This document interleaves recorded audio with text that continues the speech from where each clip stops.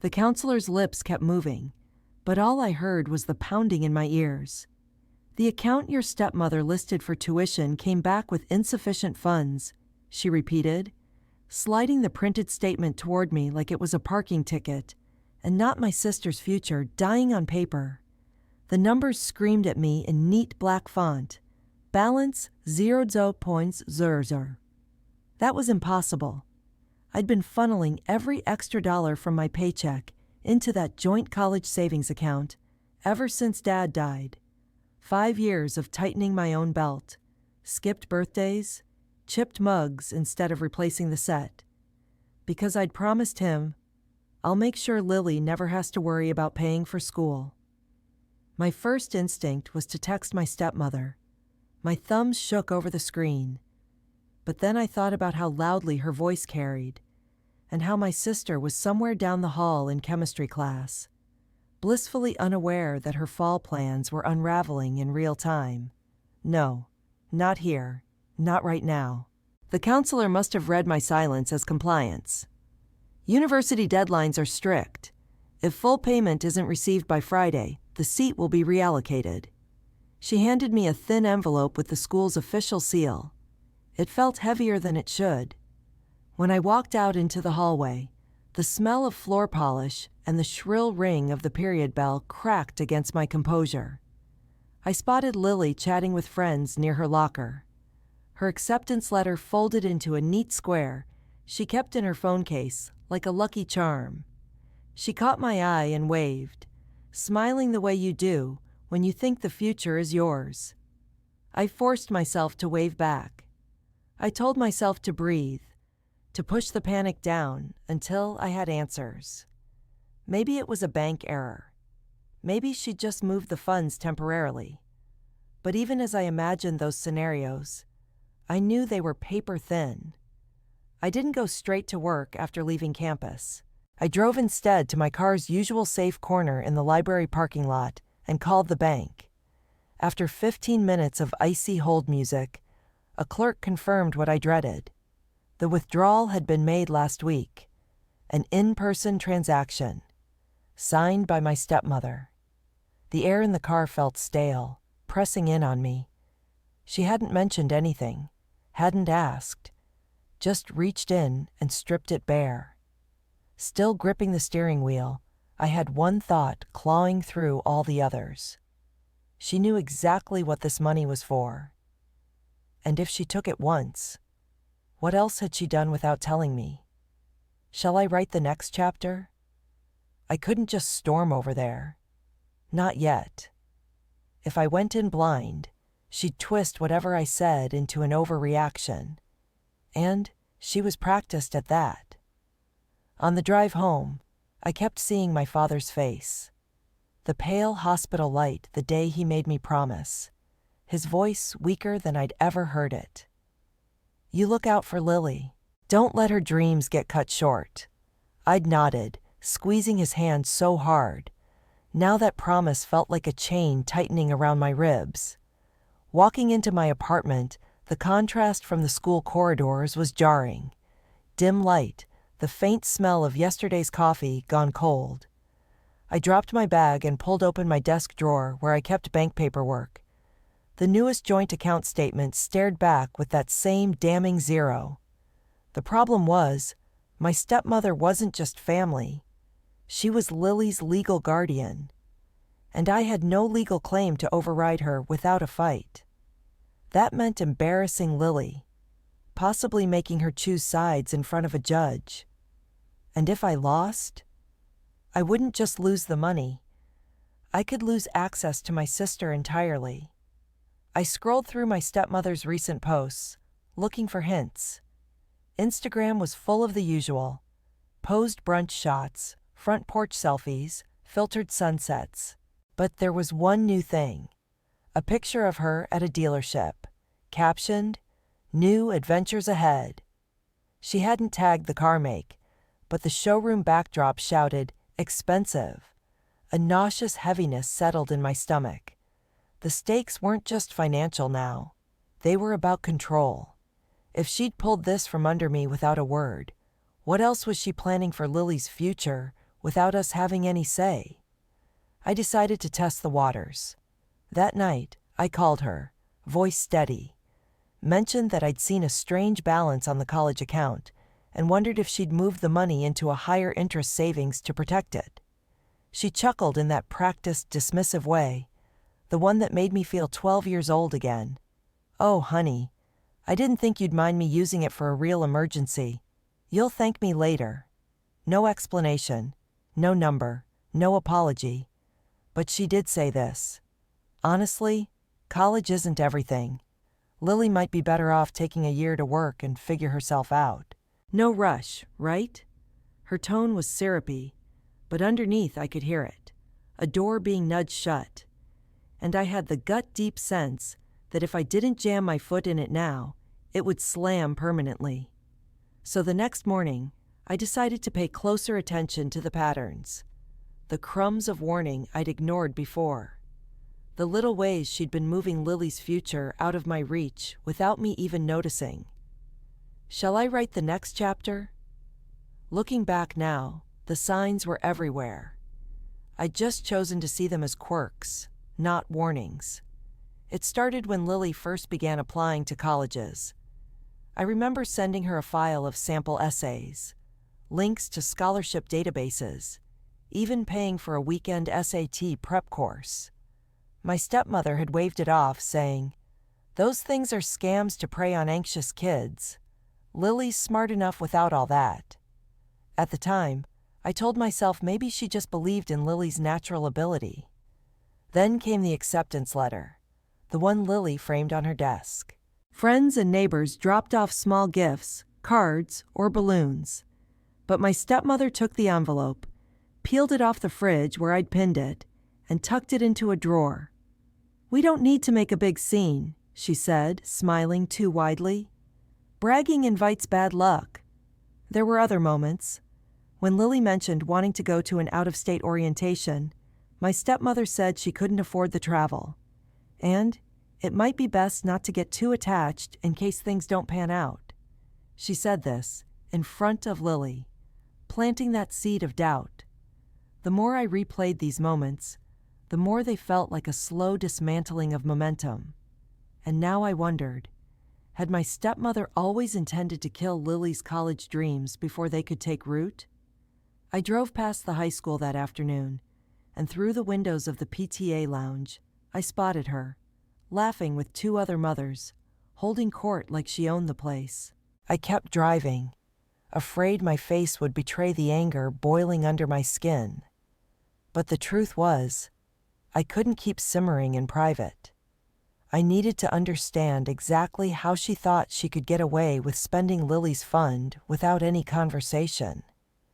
If I could piece together her reasoning, even fake reasoning, maybe I could figure out where to push. That night, I told myself I'd go over after dinner. I'd keep my voice calm, make it about miscommunication, pretend I was giving her the benefit of the doubt. But people like her, they could smell weakness and twist it into proof they're right. She wouldn't admit fault. She'd turn it into a test of loyalty, paint me as someone undermining her authority. I had to be ready for that.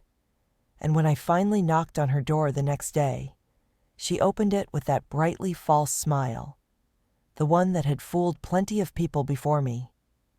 What happened next was the start of a very deliberate war. Shall I write the next chapter? She let me in like nothing had happened, ushering me past the smell of her new lavender candle. Her house was spotless, staged like a real estate showing. No sign of Lily's school books, no clutter, just carefully curated decor that screamed, "in control." I sat on the couch and kept my tone neutral. I just wanted to talk about the account. The counselor said tuition is due Friday. Her eyes hardened just a fraction before she reached for her mug. "Oh, that," she said airily. "Like I explained, there was an emergency. You weren't here to help, so I did what I had to do." I leaned forward. "What kind of emergency?" She let out a soft laugh. Always with the questions. "You know, you sound ungrateful. After your father passed, I could have cut ties completely, but I stayed. I kept a roof over Lily's head. You think that's free? It was the pivot I'd been expecting, away from specifics and into guilt tripping. I just want proof, I said quietly. Some receipts. You can black out whatever you want. I can't tell Lily her deposit isn't going in unless I know what happened. Her smile was thin and deliberate. You don't need to tell her anything, she said. I already have. I suggested she take a gap year, work, get some life experience before wasting money on classes she might not even finish.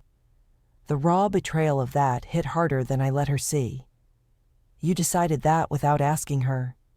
My voice cracked ever so slightly. She's under my guardianship, she replied, leaning back. You might be her sister, but I'm the one raising her. I know what's best for her right now. That phrase, I know what's best, was a knife. And the worst part? I knew that if she repeated it enough, people would start to believe she was the reasonable one, and I was just the overdramatic older sibling who couldn't mind her place. Driving home, my hands gripped the wheel like I could strangle the steering column. She wasn't just taking the money. She was taking the narrative. I told myself I'd bide my time. But fate didn't exactly let me. The very next week, she crossed a line she couldn't uncross, and she did it where everyone could see. Shall I write the next chapter? It happened at the Wednesday night PTA meeting. I'd come straight from work, still in my scrubs, just to vote on the student activities budget. Lily was there too, helping set up chairs in the back. My stepmother hovered near the refreshment table, animatedly chatting with the principal. I caught snippets, life plans, real-world experience. But I told myself not to jump at shadows. Then, during the open forum, the principal invited her to share the exciting update about Lily. My stomach constricted.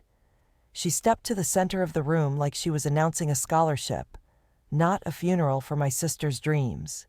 We've decided, she began, her voice warm and confident, that Lily will be taking a gap year to work locally, gain some independence, and save up for when she's truly ready for university. Murmurs rippled around the room. A few parents nodded approvingly. I saw Lily's head jerk up like she'd been slapped. Her mouth formed a silent, "What?" before her eyes locked on me. Wide, disoriented, pleading for explanation. I wanted to explode, to tell everyone here the truth, that Lily wanted to go, had a spot waiting, that her guardian had gutted the account meant to make it possible. But my voice caught in my throat, because right now, in this room, my stepmother held all the power, and she knew it. She glanced at me, lips curling just slightly, like she was checking to make sure I saw her victory.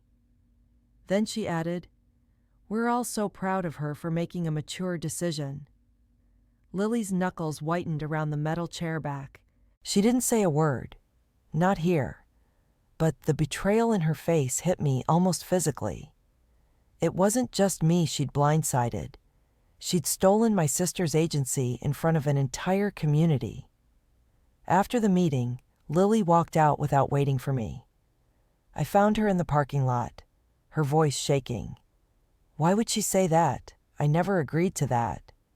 When I told her about the empty account, she went silent, which somehow felt worse than if she'd screamed. That night, I couldn't sleep.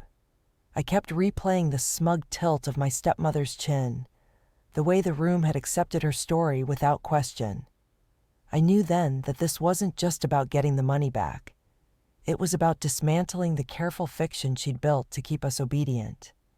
So the next day, I tried to pivot into fix-it mode. If I couldn't undo her announcement yet, maybe I could find a last-minute workaround to keep Lily's seat. But she was ready for that move too. Shall I write the next chapter? The next morning, I woke up with the tiniest shard of hope lodged under my ribs. The kind that makes you believe you can still thread a needle in the dark if you just move fast enough. I brewed coffee. I was too anxious to drink and spent 2 hours calling state universities, community colleges, and even a few private schools within driving distance. My plan was simple. If I could find a cheaper option Lily would still be excited about, maybe I could get my stepmother to transfer whatever was left of the money. Even if it covered just a semester, it would buy us time. By noon, I had a lead. An in-state program had a recent withdrawal in their sociology department, and the slot was Lily's if we could pay a reduced deposit within 5 days. I almost cried in relief. I called my stepmother immediately. Her voice was sweet at first, like she was expecting me to apologize. When I explained the new option, her tone cooled instantly. "That sounds hasty," she said. "Those kinds of decisions should be well thought out." "It is thought out," I insisted. "It's perfect. It's closer to home, cheaper, and we wouldn't even need the full amount. We just need the remaining balance from the account to—" "I told you the account is closed," she cut in crisply, as though that fact should be the end of the conversation forever. "We've moved on from this topic." Every word was a door slamming shut. "I'm not moving on," I said, my voice finally sharpening. "This is about Lily's future." "Careful, dear," she murmured in that mock-patient tone. "You're teetering into dramatic territory. We'll talk when you're calmer." And then she hung up. I stared at my phone, the flat beep in my ear almost drowning out my own pulse. She wasn't going to bend no matter how reasonable the solution was. In fact, I realized, she wanted a standoff. Because to her, the fight itself was proof that she was in control. That evening, Lily sat at my kitchen table, twisting the sleeve of her hoodie between her fingers. "I'll just defer," she said quietly, as if sacrificing her place was the one way to stop the tug-of-war. "You're both making me feel like I'm a prize you're fighting over instead of a person." It broke something in me to hear that. But it also told me we were out of soft options. I needed hard proof, the kind even she couldn't spin away. And the universe, in its own cruel way, was about to hand it to me. Shall I write the next chapter? It came from the place I least expected. My phone buzzed with a bank alert. I hadn't touched the settings in months, but apparently, because my name was still linked as a secondary on the old college savings account, I was notified of any large transactions within accounts under the same customer profile. The notification was blunt. $14,800 withdrawal. Transfer to account ending in 4421. Date, yesterday. Location, same town. I just stared at it. There shouldn't have been anything left in that account. But this wasn't the original college fund anymore. This was a linked personal account I didn't even know existed. I dialed the bank before the shock could fade. After the usual hold purgatory, the rep confirmed it. The newly drained account was opened under my stepmother's maiden name. Same address, same birthday, just a different ID. And 5 days ago, a nearly matching amount had been deposited from the college fund account.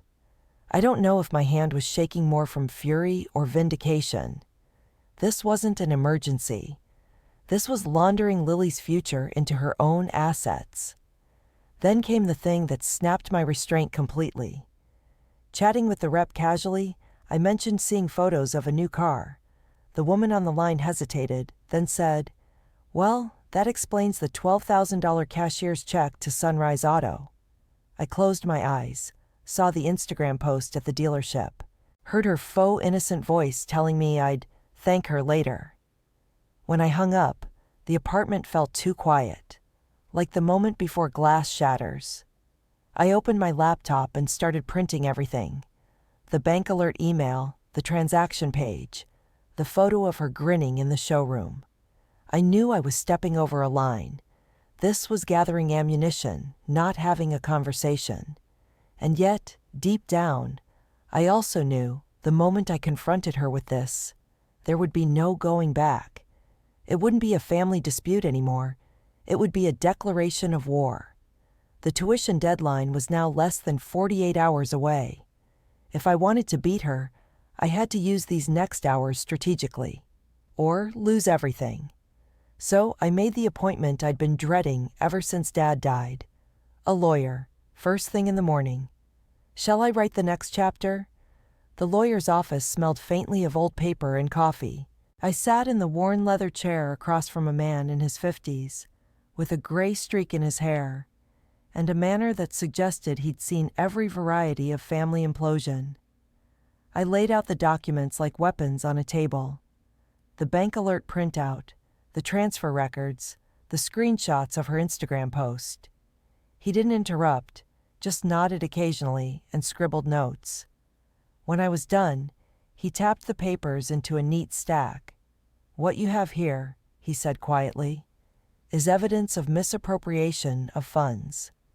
Since your father designated that account for Lily's education, and you've been contributing regularly, you have standing to sue for the return of those funds, especially given that she's still a minor for just a few more months."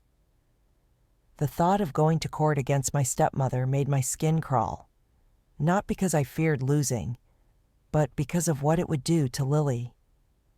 Our lives had already been shredded into sides. This would rip the last threads. "Is there another way?" I asked. He thought for a moment. "If your sister is willing to make a statement, we can also file for a change in guardianship. That would put you temporarily in charge of her finances until she's 18. It would be messy, but not impossible." The words "charge of her finances" lodged in my mind. They were dry legalese, but to me, they felt like a lifeline. That night, at my kitchen table, Lily listened as I explained everything. Not softened, not dressed up, just the raw truth. Her eyes brimmed, but she didn't cry. When I told her about the guardianship option, she bit her lip. "She'll hate me for it," she murmured. "She already made choices without you," I said gently. "This is just taking your voice back." A long pause. Then she exhaled sharply, like a diver breaking the surface. "Okay, let's do it." Something hardened in me after that. Fear turned into resolve. I printed twice as many copies of the evidence and highlighted every transaction. I rehearsed what I'd say in front of her, so there'd be no confusion, no escape routes for her to twist my words. The confrontation was going to happen on my terms, in her living room, with Lily there to hear every word. And this time, there would be no walking away politely. Shall I write the next chapter? She must have seen my car pull in, because by the time Lily and I got to the front porch, she was already standing in the doorway, arms crossed, eyebrows lifted in wary curiosity. "Afternoon," she said, looking at the thick folder in my hand. "That for me?" "Yes," I replied, voice flat. "We need to talk, inside." The three of us sat in the living room. Lily perched on the arm of a chair, her hands folded so tightly her knuckles turned white. I set the folder on the coffee table and began sliding documents across one by one. "This," I said, tapping the first page, "is the withdrawal from Lily's college fund last week, in your name." I watched her eyes skim it briefly before flicking up to mine, impassive. "This," I continued, laying down the next sheet, "is the transfer into an account under your maiden name." Another page. "And this is the cashier's check to Sunrise Auto, dated the day before you posted this." I turned my phone so she could see the smiling dealership photo. For the first time, she hesitated. It was a tiny flicker, almost nothing, but I caught it. Then, like snapping a mask into place, she straightened her shoulders. "You've been spying on me," she said coolly. "Digging through my finances. For what? To make yourself feel superior?" "This isn't about me," I shot back. "This is about Lily's future, about funds you were entrusted with for her education. You didn't ask. You didn't explain. You just took them." Lily's voice, small but steady, broke the tension. "Is it true?" Her stepmother turned to her, smile flicking on like a switch. "Sweetheart, I was protecting you. College is expensive and you're not ready." "I decide if I'm ready," Lily interrupted, and her voice cut sharper than I'd ever heard it. You don't get to decide that for me by stealing. The word hung in the air like an accusation in a courtroom. My stepmother's face flushed. That's a strong word, young lady. No, I said, leaning forward. It's the right word. And I have enough here to take it to a lawyer, to court if needed. Plus, Lily's choosing to file for a change of guardianship. The temperature in the room dropped. Her gaze darted between us, the edges of her control fraying. But she still tried one last angle. Do you realize how this will look? How people will judge you? Yes, I said, meeting her eyes without blinking. And I'm ready for that. It was the first time I'd seen real uncertainty on her face. But the fallout of that moment? That would come fast. And it would come hard. Shall I write the next chapter? The fallout started before we even made it out of her driveway. My phone lit up with a stream of notifications. Texts from 2 PTA mothers I barely spoke to. An email from the principal asking for a clarifying conversation. She hadn't even waited an hour to start working the phones. By the time I pulled into my apartment lot, a mutual friend had already sent me a screenshot of her Facebook post. Some people can't handle responsibility and lash out when you make the best decisions for your child. Sad day. The comments were a chorus of sympathy for her. Heart emojis. You're such a great mom. You always put Lily first. It was exactly the narrative she'd warned me about, and she moved faster than I'd imagined. That evening, Lily came in from the balcony looking pale. She's calling relatives. Grandma just asked if I was being pressured into living with you. I wanted to rage, to shout my innocence from every rooftop, but I'd learned the hard way that defending yourself inside a smear campaign makes you look guiltier. So instead, I kept my head down and focused on the legal paperwork. My lawyer filed the guardianship petition the next morning, attaching every piece of documented proof we had. And then, the tactical counterstrike. The court scheduled an emergency hearing because of the tuition deadline, ordering her to either release the remaining funds or explain under oath where they went. She stalled, claiming she was consulting her own counsel. The pressure began to show in small ways. She stopped posting her usual glossy lifestyle photos. PTA allies suddenly couldn't comment on the situation when asked by others. My lawyer said the case was stronger than he expected, but warned me. Family backlash might hit harder than the legal process itself. He was right. My cousin texted to say I'd been uninvited from a birthday party, to keep things peaceful. I caught Lily deleting her social media after messages from classmates asking why she dropped out. The war wasn't just between me and her anymore. It was bleeding into school hallways, phone screens, holiday plans. And yet, in the middle of all that noise, the court set a deadline. Produce the funds in a cashier's check within 5 days, or face contempt charges. That was the first real crack in her wall. And I planned to drive a wedge straight through it. Shall I write the next chapter? On the morning of the court's deadline, I pulled into the lot 10 minutes early, gripping the manila folder like a lifeline. Lily walked beside me, her hair pulled back tight, a silent show of readiness. Inside the small hearing room, the weak hum of the overhead light filled the silence as we sat across from my stepmother and her lawyer. She looked different here. No curated outfit, no camera-ready smile. Just a hard set to her jaw. The judge was brisk. Ms. Weller, you were ordered to either return the funds intended for Ms. Lily Weller's tuition or provide documented proof of their use for her benefit. Do you have either of those for the court today? Her lawyer shuffled his papers nervously before clearing his throat. Your Honor, my client? The judge held up a hand. A yes or no will suffice right now. For the first time, she looked directly at Lily. If she thought guilt would soften her, she misjudged. Lily's face was steel. My stepmother's lips thinned. I have a partial payment, she said finally, pulling a cashier's check from her bag. It was for less than half the original balance. The judge's frown deepened. You are to remit the remainder within the next 30 days. Failure to do so will result in seizure of assets. Furthermore, pending resolution, temporary guardianship of Lily's finances will be transferred to her sister, Ms. Hart. That was it, the shift. For a beat, the air felt almost light. When we stepped outside, Lily's hand found mine. So, what now? She asked softly. Now, I said, we make sure you start school on time. Over the next week, I threw myself into the scramble. Between the partial check, a small emergency grant the university processed overnight, and a scholarship Lily had forgotten she applied for months ago, we patched together the full deposit.